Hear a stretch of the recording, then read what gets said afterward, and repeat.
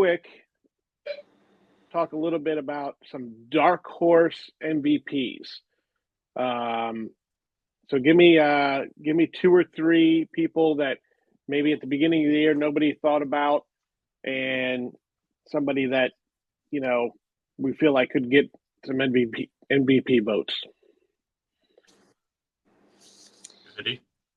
or is an MVP. Maybe look at it this way: through 6 weeks, they're MVP of the league. I'll take some crazy shots at it, but I think Daniel Jones should get some votes for sure. The Derp Jr.? No. Jayden Daniels should get some votes. Jayden Daniels. For sure.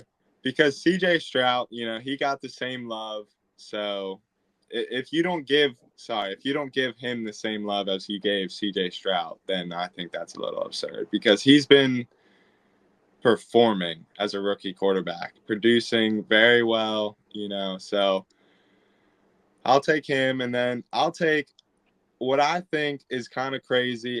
We haven't seen a defensive MVP in years. I know it's a quarterback position, but we need a defensive MVP. So I'm going to take TJ Watt.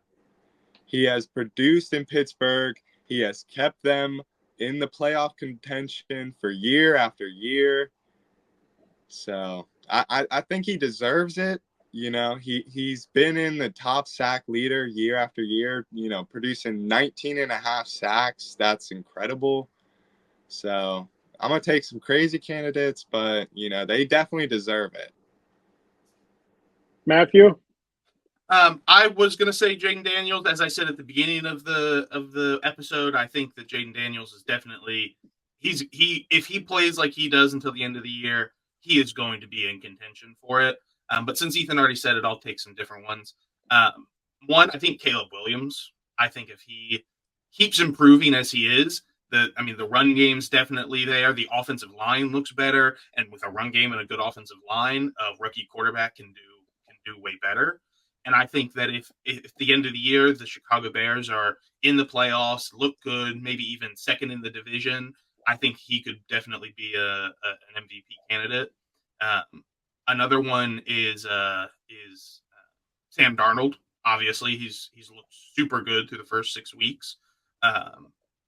That's kind of obvious in my opinion. But one that I think everybody always puts him in MVP conversations, but then he kind of falls off in the year and then he comes back. He's always up and down. I think that's Josh Allen.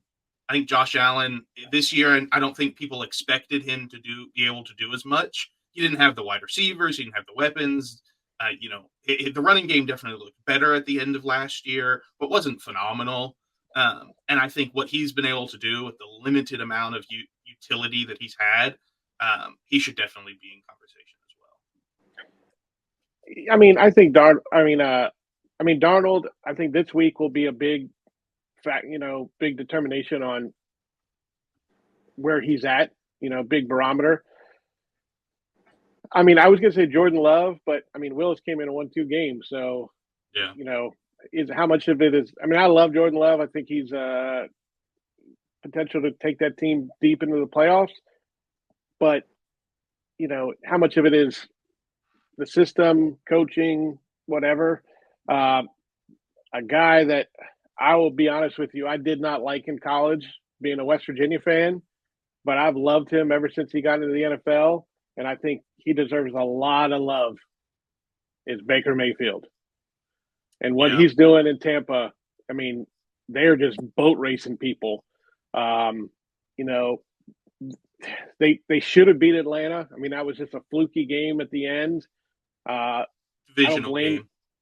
Divisional game. Atlanta was at home. I don't blame that really on Baker. They destroyed the Eagles. It's just, that's a whole nother thing we can talk about at another date. But the Eagles are just imploding, which I love to see because I can't stand freaking anything from Philadelphia. 5 good things ever came out of Philadelphia. I'll do that one day. Baker Mayfield. I think you gotta give him his love.